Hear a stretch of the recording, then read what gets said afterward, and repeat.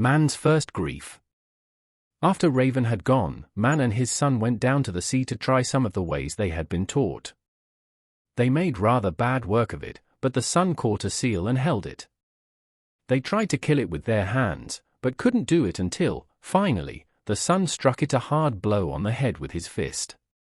Then the father took off the skin with his hands alone, and tore it into strips, which they dried. With these strips they set snares for reindeer.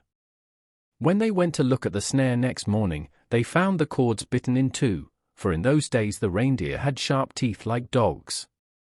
They stood looking at the ruined snare for a few minutes, and then the son said, "Let us go farther down along the deer trail and dig a pit and set our snare just at the first edge of the pit, with a heavy stone fastened in it.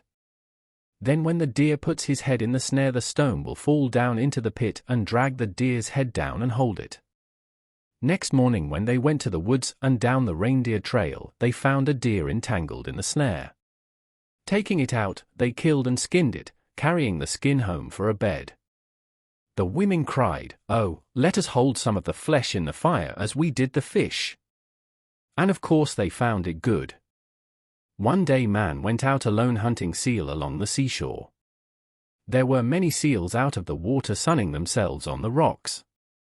He crept up to them cautiously, but just as he thought he had his hands on them, one after another slipped into the water. Only one was left on the rocks. Now you will not wonder at what happened, if you remember that, although Man was full grown, he was still quite young, for he had become a man so suddenly. Only one seal was left on the rocks, and Man was very hungry. He crept up to it more cautiously than before, but it slipped through his fingers and escaped. Then Man stood up and his breast seemed full of a strange feeling, and water began to run in drops from his eyes and down his face. He put up his hand and caught some of the drops to look at them and found that they were really water. Then, without any wish on his part, loud cries began to break from him, and the tears ran down his face as he went homeward.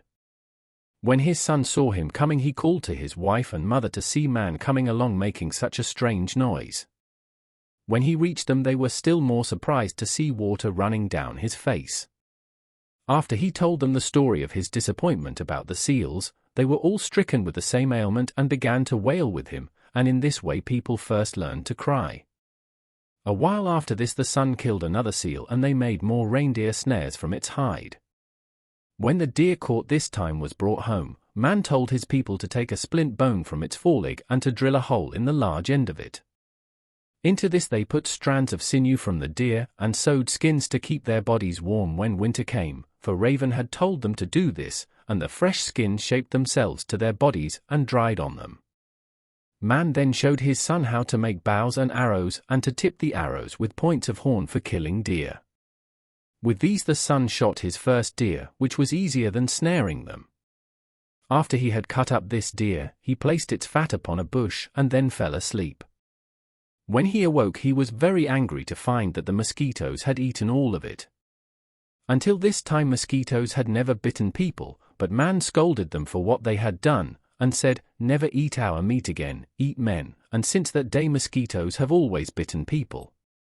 Where first Man lived there had now grown a large village, for the people did everything as Raven had directed, and as soon as a child was born it was rubbed with clay and thus grew to its full stature in 3 days.